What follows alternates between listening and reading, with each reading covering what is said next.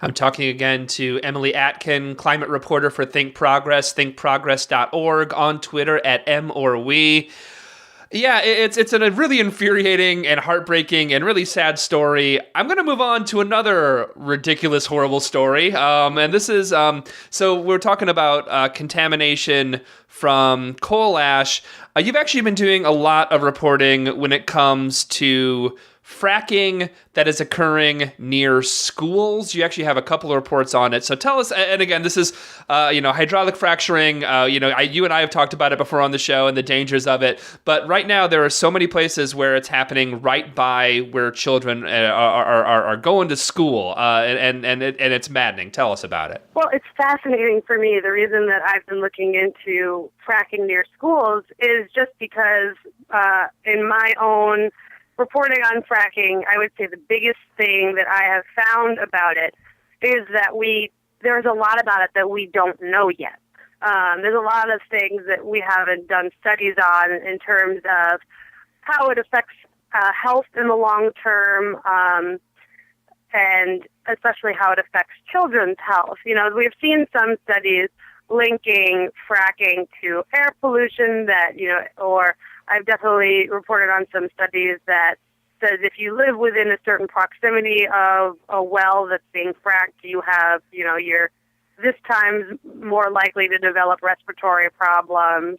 And none of those are direct links that say definitely fracking causes health problems, but they're all studies that say it looks like fracking could be causing health problems and we should be doing more to make sure that they're not.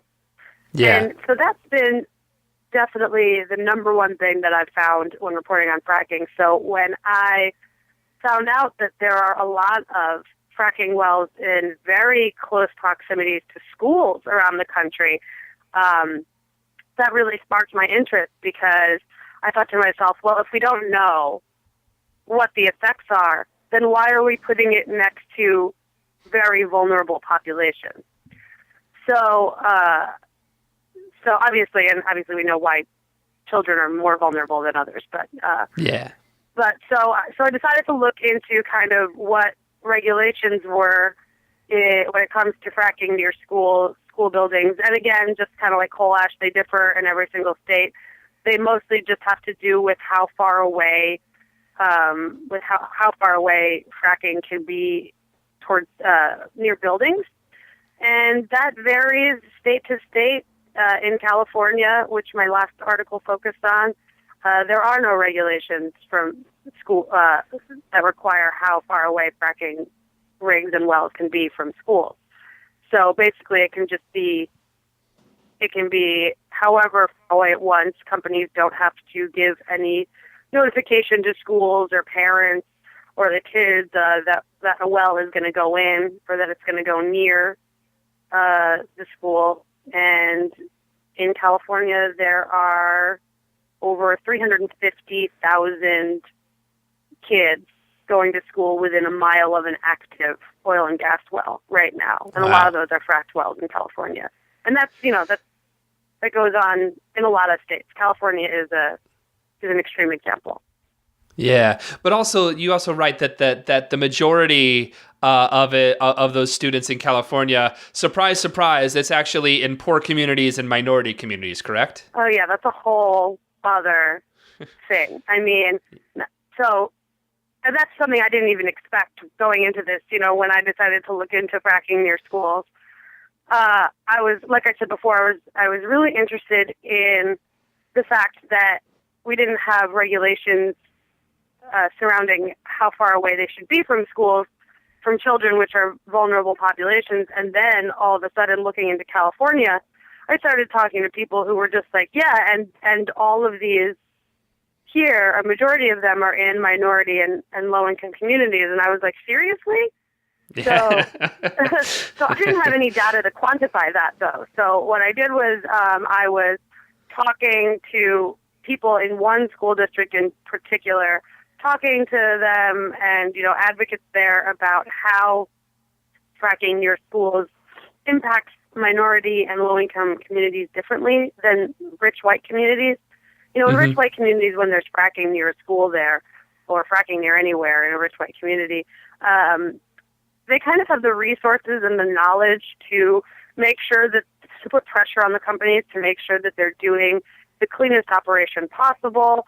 In a lot of rich white communities, they're able to get the fracking company out of there completely, divert truck traffic around the school, make sure you're only doing operations at night so it's not in your school hours. They have that ability to put pressure on the companies, whereas low-income minority communities, they're dealing with so many other things in their lives, especially in California, or, an immigrant population.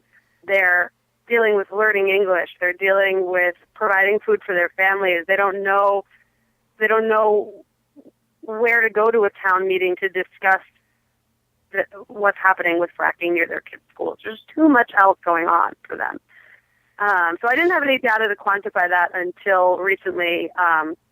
This guy at this organization called Frack Tracker, he was doing the same. He was looking into the same issue that I did, and he came out with a report a couple weeks ago that basically found that out of all the kids that go to school within a mile of oil and gas drilling and fracking in California, 79% of them are minority, are non-white, Black and Hispanic. Only 21% of students are white. And it's the same when you get even closer. The percentages stay about the same. 77% non-white of the 120,000 kids within a half a mile of an oil and gas well, and only 23% are white.